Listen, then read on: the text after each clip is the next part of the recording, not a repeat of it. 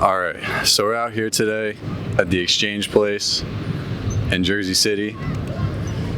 And why are we here today, Paul? We're here to assert our vegan dominance. We're here to assert our vegan dominance on the public. Let's get after it.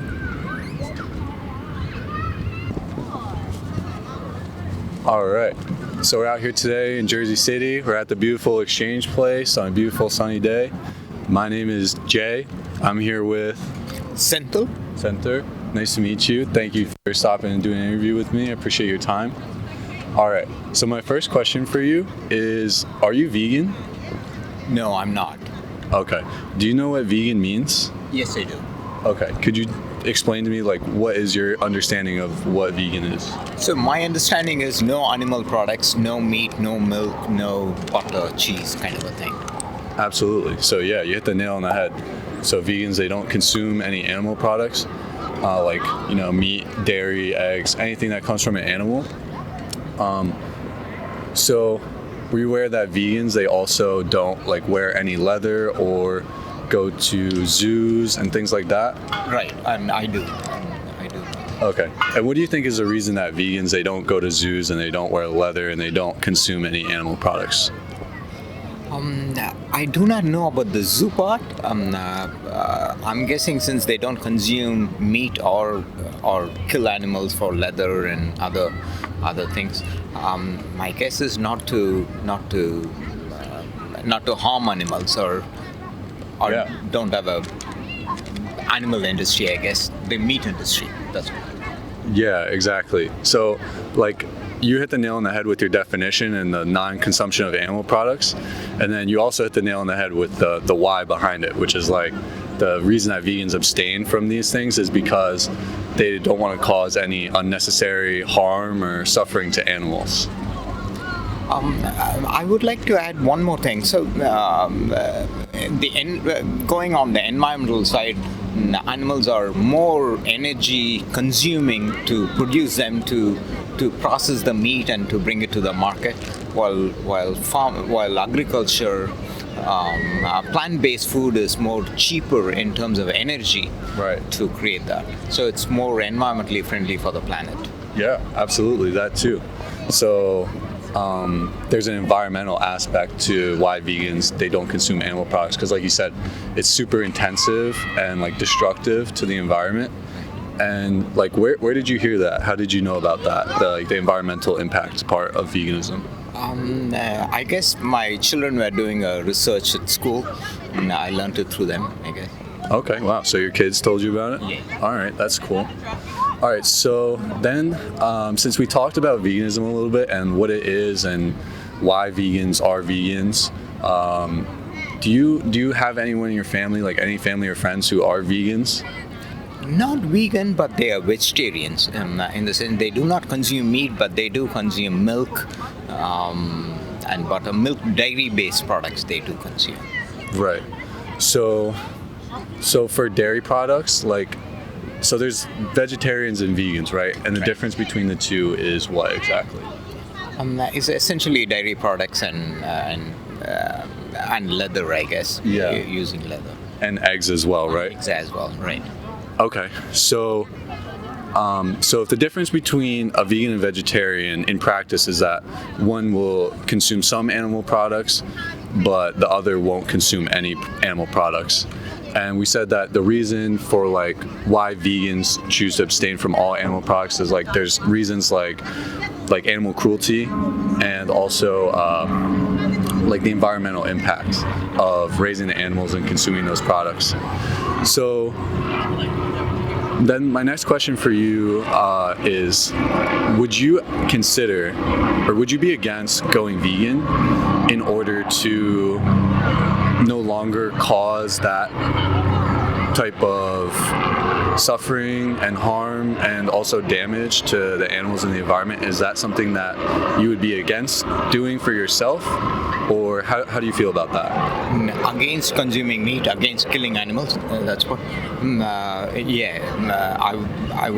I would consider that. It's actually, I feel it's more healthier too in that way, not consuming meat.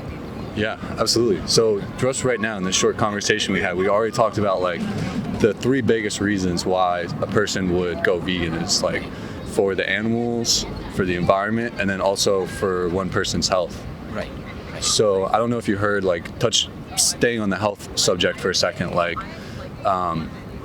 consuming animal products like meat and also dairy and eggs, they cause a lot of like harmful diseases for humans. Are you aware of like the diseases and like the harmful impacts of consuming animal products? Some of them. Animal products tend to have more rich on fat and protein and things like that, which plant-based products are not. Animal-based products are harder to consume, harder to digest as well. Most comfort foods are vegetable-based, plant-based comfort foods. So it's easy to digest, gives you equal in energy.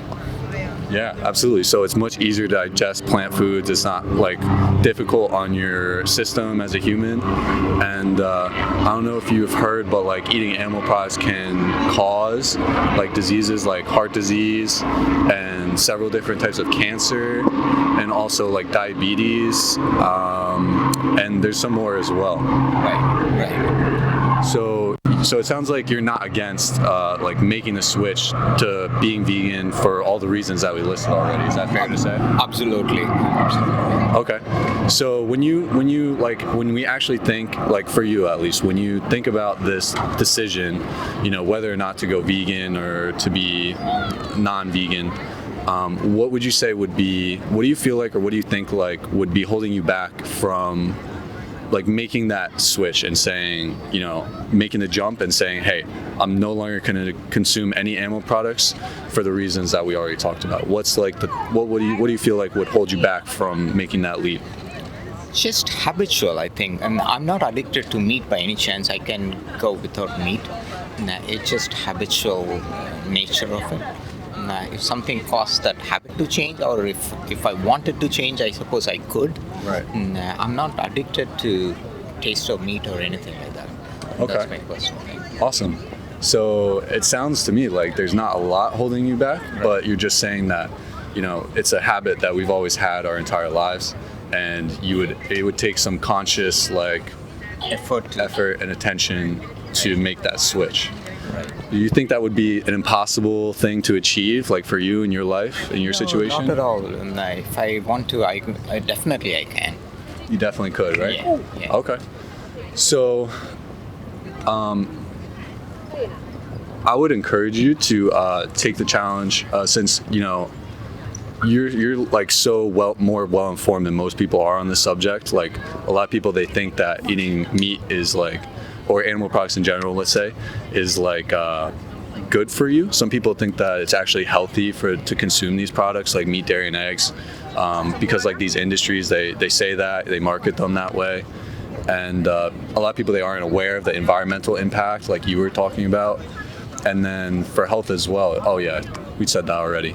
But then also for the animal like cruelty aspect, like, are you aware of like the standard practices of the animal agriculture industry and how they process these animals in factory farms and slaughterhouses? To some extent, I've seen movies, things like that. I don't have much. I can imagine things, I suppose, but I haven't seen the animals being butchered or how they are treated in these places. Okay. Do you think that if, let's say there was a documentary about the standard practices of factory farms and also slaughterhouses, do you think that if you watched like some type of documentary like that, do you think that it would have an impact on like your conscious decision making in everyday life and how that relates to being vegan? I think so. I think so. How do you think like seeing a documentary like that might like impact like the decisions that you make? So documentaries will educate you for sure, and that's not the final word. You need to do your more research, and these documentaries could, maybe they are biased or whatever. You need to do your own research to find out more. Right. But it'll get you started in that way. Yeah. So just because we watch a video about something, it doesn't necessarily mean that everything is not biased or like heavily one-sided. But let's say that we watched a video like that about the standard practices, and then we could also verify that information was true. So then going back to all the reasons that we already talked about, and I'm going to let you go here in a second because we're reaching the end.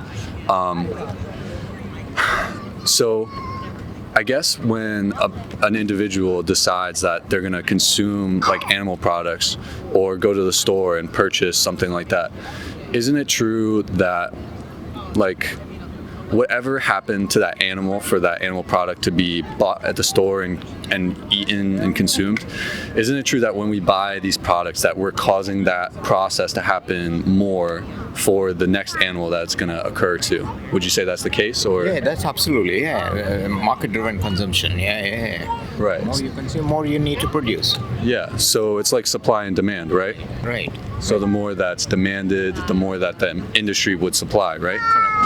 So then can we say that the consumers, they have an impact on the supply and the way that these animals are treated? Wouldn't we say that the consumers have like some control in how many animals that this happens to based on their consumption? Yeah, totally. If consumers don't, who else does then? Consumers are the major decision makers in my book. Yeah, exactly. So if the consumers weren't buying the product, would it still get produced as heavily? What do you think? No, nobody wants to produce anything which is not selling, right? It's all consumer driven.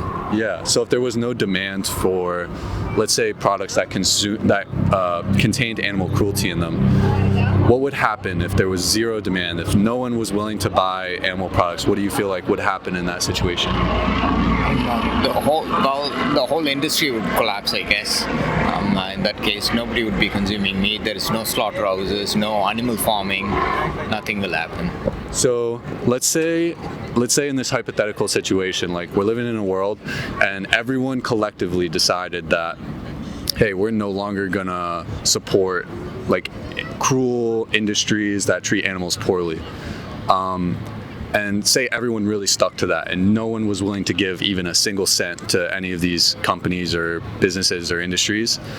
Do you think that would be a good thing, like for like humanity and the planet as a whole, or do you think it would be a bad thing? It'll be a good thing, but that cannot happen overnight. That will take many years for that to happen, I guess. It's a slow process. Right. So even if both of us, like, we went vegan, by the way, I already am vegan, so that's why I'm talking about this. But like, so you and I, we could both be vegan, right? But it doesn't mean that the industry would collapse just because you and I decided to do that, right? But we did say that if everyone, like collectively as a society, said that we're not going to consume any of these products anymore, you said that the industry would collapse, right? Right. Okay, so let's say everyone did like buy in and everyone was collectively took the stance to be against animal cruelty. Do you think that would be a good thing for the world and for humans and for animals, or do you think it would not be such a good thing? Overnight there, as a society, it's being decided hypothetically. That I'm not so sure. A lot of people who lose their jobs, the whole industry will collapse. Now, what do you do with these animals? There is animals reproduce and they are in nature. There is no natural predator for them. Right. That I'm not so sure. That might bring in other complications into the picture. So you said that if we made that decision together as a species, that it would have some pretty big like repercussions, such as like economically speaking, like jobs and things like that. Right. So I think that's also true. Like if everyone decided that we weren't going to support animal cruelty and we stopped giving our money to these industries, then a lot of these industries would stop and there would be a lot of economic activity that would be like reduced and people would lose their jobs as well. So that's true. Like that's a fact. But do you think that just because something is economically productive, like just because there's an industry that makes a lot of money, is that like a justification to do things that are cruel to animals? What would you say? It's a complicated question. So now families depend on these wages. Right. Would I feed my kid would I put food on my plate for my kid as opposed to kill an animal? Killing an animal becomes a second. It's not a moral thing at that point. Putting food in the kid's plate takes a higher priority. So providing for one's family would take a priority over like moral qualms about killing animals for certain people. Right. Because at the end of the day, for them, it's about survival as well. Exactly. Right. Okay. So, if we did stop supporting animal cruelty together as a whole, do you think that these people in these industries, do you think that they would find other ways to make money, or do you think that they would kind of be stuck without any form of like other way to make an income? They will definitely find other ways of income. So humanity has to survive. Their families has to survive. They will find a way, but they need time. So it cannot happen overnight. These workforce need to be retrained into another industry or something. If that happens slowly, at a slower pace, these people will get moved, will change jobs and things like that. Yeah, absolutely. So I agree. I mean, I think that like the scenario that we're painting is a hypothetical situation in that the whole world decides to go vegan overnight, right? Right. But how likely is that to happen? Less than zero. Right. Yeah, I'd say no chance. Yeah, But however, that I don't believe that that's impossible thing to do. I think that it could happen if everyone like was as aware as we are in this conversation, talking about the impacts of consuming animal products, like the animal cruelty, the destruction of the environment, and also our own health as well. I think if everyone was as like educated as we are on those like subjects, I think a lot more people in the world would be vegan, because there's so many reasons like why someone would want to be, right? Right. Okay, so bringing it back to you for one more question, and then we're going to let you go. And I appreciate your time for talking to me. So, like, now that we've had this conversation and we've talked about all the implications of purchasing animal products, if you like left here today, and so one thing that we didn't really touch much on is the standard practice of like the dairy and egg industry. But were you aware that in the dairy and egg industry, all the males, like all the male animals that are born, like all the male cows and all the male chicks in those industries, were you aware that they are like the animal agriculture industry, the standard practice is to cull all of these like infants on like their first few days of life? Like, is that something that you were aware about? I wasn't aware of that. I wasn't aware of that. I do know in third world countries where the male cow or the bull is taken out into plowing the field and things like that. It's used for a different purpose until certain age. After that, they are culled. But I did not know they are culled quite early in their lives.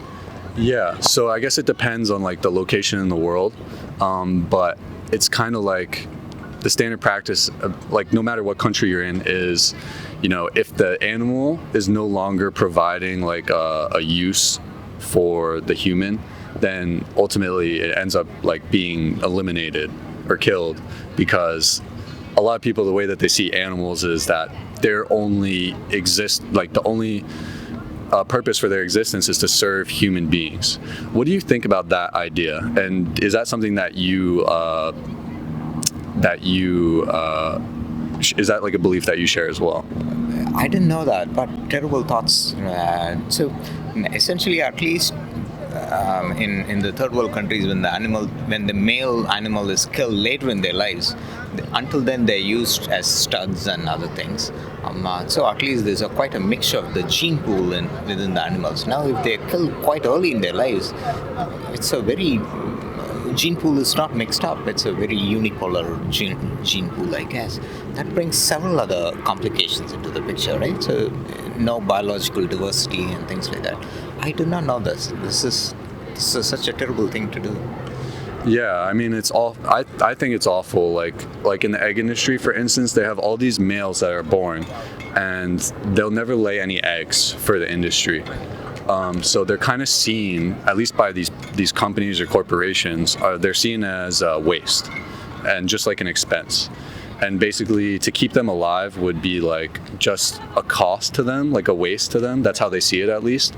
And so that's why, like, on the first day of life for millions of male chicks every year, they get put into like gas chambers, and they get gassed until they like suffocate to death, or they also get put on like conveyor belts, like by the millions, and they just get dropped into like these industrial like meat grinders, and that's how they dispose of these male chicks, like baby chicks. And there's no anesthetic involved or anything, because like to them, that industry, it would just be another waste, right? So, and then meat is kind of obvious, right? Like, it's like when we purchase meat, we know what happened to that animal, right? Like, they were slaughtered for that. So what would be a justification for like you or anyone else? Is there any justification for like consuming these animal products, and like we already established, therefore creating a demand and therefore causing the cycle to happen again for more animals? Do you think there's any justification for that? And if so, like for you at least personally, what would that be for you? There's no justification. If they get enough nutrients from plant-based, they should not be consuming animals. So if we already agree that it's not a necessity to consume animal products to be to be healthy and fit and thriving, first of all, do you think that's possible? Do you think it's possible to like live a happy, fulfilled life as a vegan, or do you think it's a necessity for nutrition to consume animal products? No, you can be happy. You can live a whole fulfilled life and as a vegan. Right. And possibly healthier, right? Yeah, possibly healthier, right? I'd say likely healthier, actually. Okay, so if we say necessity's out, right? It's not a necessity to eat animal products. What about like convenience? Because we were talking about habit before. Like for you were saying like the biggest thing that might hold you back, or you think is holding you back, would be like the habit of something that you've always done, right? So would habit, convenience, or the pleasure that one gets from consuming these animal products, are any of those a good justification for doing something that would ultimately end up harming an animal? What do you think?